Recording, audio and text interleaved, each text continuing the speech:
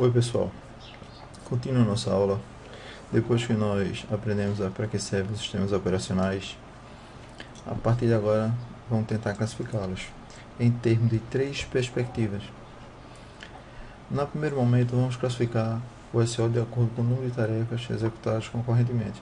No segundo momento vamos classificá-los de acordo com a interatividade com o usuário ou programador. No terceiro momento vamos classificá-los de acordo com o número de usuários que estão utilizando. Bom, nesse primeiro momento, nessa primeira perspectiva, nós podemos classificar os sistemas operacionais de acordo com o número de tarefas.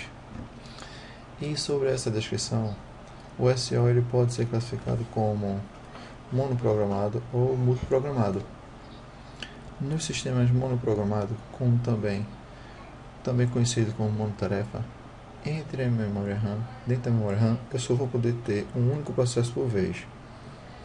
Porém, antes de concluir esse raciocínio, essa explicação, é importante que nós podemos caracterizar três palavras que nós vamos poder trabalhar ela durante todo o nosso curso, que seriam os conceitos de programa, job e processo.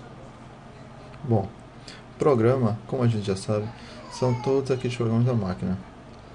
Mas nesse caso aqui, vamos falar aqui, nosso programa é tudo aquilo que está estático, é tudo aquilo que não entrou em execução.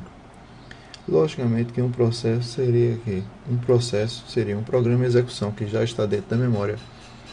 Entre o programa e o processo, nós temos o job, que é aquele momento que o processo ainda não está pronto para executar, mas ele não está apto, ele já está disponível para execução.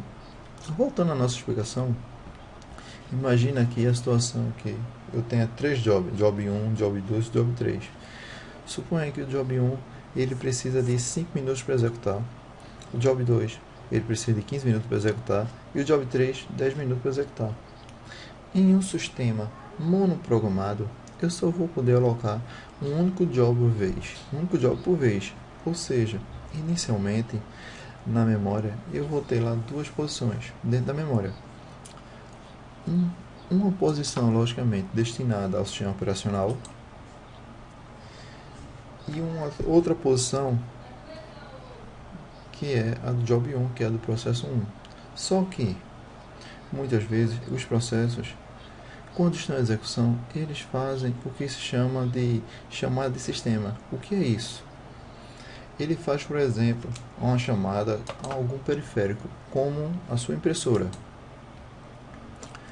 No momento que um processador faz uma chamada de sistema, como chamar a impressora, por exemplo, ele fica temporariamente bloqueado. Assim que ele fica bloqueado, o processador da máquina ele fica parado, ele fica ocioso. Agora imagine, eu estou com uma situação, eu teria um processo 1 bloqueado, eu teria outros jobs, que seria o 2 ou 3 que eu poderia executar. Mas eu não posso porque o meu sistema ele é monoprogramado, ou seja, ele só aceita um único processo por vez dentro da minha memória. Isso é uma situação muito crítica, por quê? Porque os periféricos eles funcionam, eles executam numa ordem muito mais lenta do que o processador da máquina, ou seja, o tempo que o processador estaria parado processando a impressora, o processador ficaria bem mais tempo ocioso, sem executar nenhuma job, nenhum outro processo. Bom, nessa linha do tempo aqui, por exemplo, nós podemos entender melhor o que significa. Essa parte branca aqui significa o tempo que o processo está utilizando a CPU. Contudo, essa parte aqui rachurada significa o momento em que o processo está fazendo uma chamada a algum periférico. Ele está bloqueado, por exemplo. Observe que quanto mais a quantidade rachurada for maior a quantidade que o processador está parado, ocioso, quando poderia estar trabalhando, processando. Na tentativa de melhorar esse sistema monoprogramado, foi que surgiu o multiprogramado, também conhecido como multitarefas. Nesse caso aqui, eu vou poder não ter apenas um mas mais de um processo dentro da minha memória RAM. O que isso quer dizer, professor? Simples. Isso quer dizer que toda vez que um processo que está em execução ficar bloqueado, porque requisitou alguma chamada a algum periférico, outro processo que também já está na minha RAM pode tomar o processador para si e começar a executar, enquanto o primeiro estiver bloqueado. Nessas circunstâncias, não tem como deixar o processador parado, ao contrário, ele sempre vai estar em execução. Nessa figura aqui, por exemplo, eu tenho três processos, o verde, o laranja e o azul. Observem que o único tempo aqui seria essa parte rachurada, onde o processador ficaria meio que parado, um pouco ocioso, seria apenas na troca de contexto. Certo? Como assim na troca de contexto? Seria a troca de um processo para o outro. Quando o processo 1 ficasse bloqueado, eu iria executar o processo 2. Observe aqui que a parte branca aqui ela é bem maior do que nos sistemas monoprogramados. Então ele trabalha muito mais.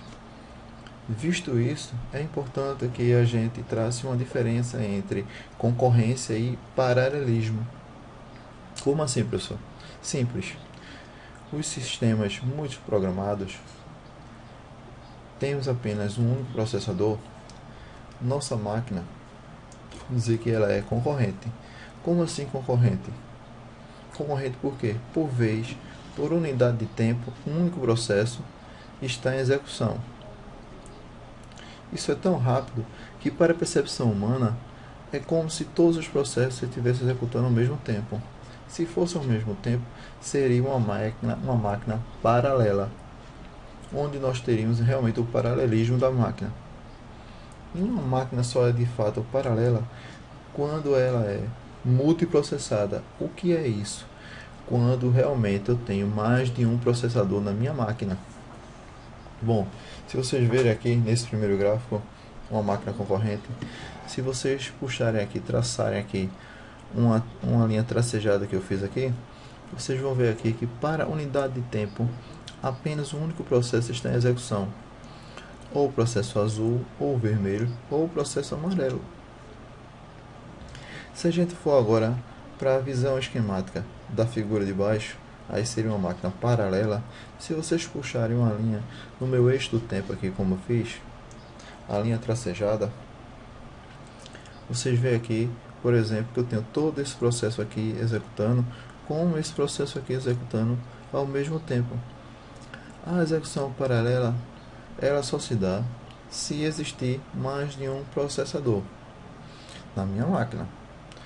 Cada processador com um processo distinto.